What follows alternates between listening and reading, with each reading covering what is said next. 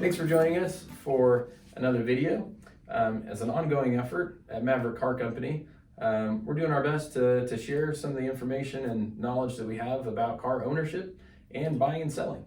And today we wanted to focus on how to end an auto lease well. There's a lot of ways to end a lease, and Eric's with us to share some of the specific approaches that you can take to that and what ones might work best for you. So Eric, would you tell us a little bit about the normal process if you expect to just continue to lease a car? You're leasing one now, thinking about continuing. It's worked well for you and you want to just keep going. Well, typically a lease is where you put less money as initial investment and you're able to get a lower monthly payment. So that appeals to people. And plus what appeals to people is the fact that the warranty period is 3 years, 36,000 miles. Typical leases are 3 years, 36,000 miles. So it controls your expenses for 3 years and 36,000 miles. The downside is you never actually own anything. So when you're done with 3 years and 36,000 miles, you start over. And then you get a new car, payment goes up, and you do it again for 3 years. And you just do it every 3 years until sooner or later you say, wow, I've had enough. But some people do it quite often because they like controlling expenses. So that probably makes a little sense for a portion of the community out there. Certainly. What if after having a lease, you decide it's not what you want to do anymore and you want to turn that car in and be done with your lease? Well, that's probably the single most popular option, and it's the one fraught with the most surprises. Because every single lease has a thing called the disposition fee. You didn't see it in your contract when you bought the car, but it's there. And it might be as low as $395, it might be as high as $895, but there is a disposition fee. That means just to turn the car in, you pay a fee. Now, heaven forbid you're over on miles because you signed a contract with 15, 20, 25, 30 cents a mile. So if you're at 20 cents a mile and you went over 10,000 miles, there's an additional $2,000 check you gotta write. And of course, if the tires are worn, there's any body damage, things like that, well, you're gonna get billed at full retail for all those things. So you turn the car in and you'll get a bill. So as long as you're prepared for it, no problem. Otherwise, you're gonna be upset when you get a bill. But so that works. When does this make sense though? To turn it in? Yeah. Whenever you want to get rid of the automobile and you're in a hurry and you don't have time to check your options. I guess that would be it. Okay. If you just want it to be as simple as possible and you're okay with writing a check? You're done, drive it in, say, I'm done. Great, they'll take your keys and turn it in and send you a bill. All right. So we talked about this option of buying your lease. Tell us more about what that means. Well, you're able to buy the car after lease and refinance it. So basically there's a residual value which you can finance the car for.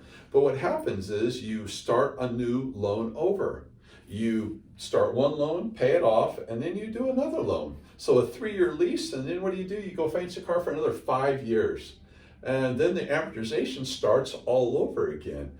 And so one of the things, never finance a car twice. I mean, golly, that should be an easy lesson in life. But a lot of people do because why? I'm over on miles, I don't want to pay the fee, I've got damage, I don't want to fix the car. So let's just finance it and spread the pain over the next 5 years.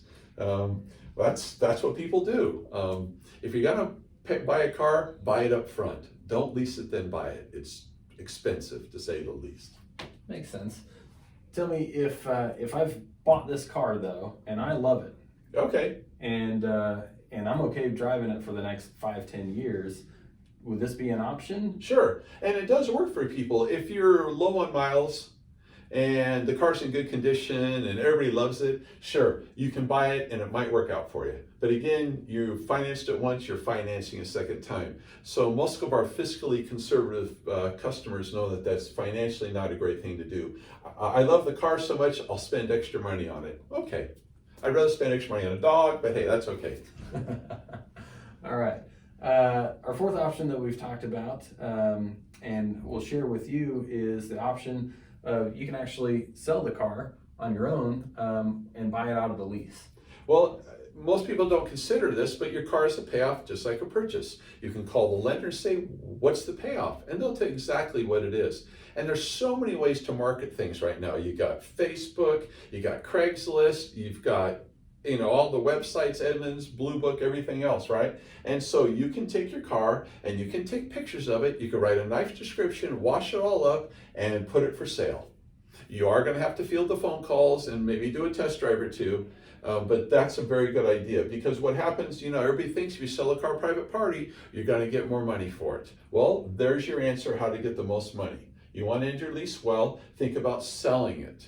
But the problem is, if it's a very expensive car at all, which most leases are, most people have to get bank financing, and most people aren't set up to help them get financing. So that's where you run into a problem. Hey, will you hold it? Why go get a loan? And those becomes problematic. And so then you have to deal with all the stuff a car dealership deals with. And that probably happens more often if we're talking about a higher dollar vehicle, maybe $20,000 or more. Right, because leasing is usually, it's going to be a 3-year-old car. So you're not talking 10-year-old, 100,000 mile vehicles, you're talking new stuff, which is going to be pricey. Sure. So. Okay. So consignment's an option. Tell us more about that. Well, one of the things people haven't looked at enough is, of course, consignment. Because you can go to a local dealer that does consignment, and what they do is they work with you to set a fair price for the car, and then they market the car and they provide financing. And so you got the best of both worlds. You take the value that a dealership could get for the car and you put yourself in that position. And that to me makes just absolutely the most sense. Now, will it work for everybody? No, but it's a chance it will, and it's a very positive chance. And all you got to do is a little investment, and why not take the chance to actually make money on the car? I mean, I don't see why not, unless it's only because you don't know about it. So 4 different things you can do: trade in, get a new lease, turn it in, pay the fees, buy the car, or sell it either yourself or on consignment. Sure. So if I'm understanding you right, and based on what we've talked about, wanted to share with you is you've got all these options. Each one of them may make sense in your situation.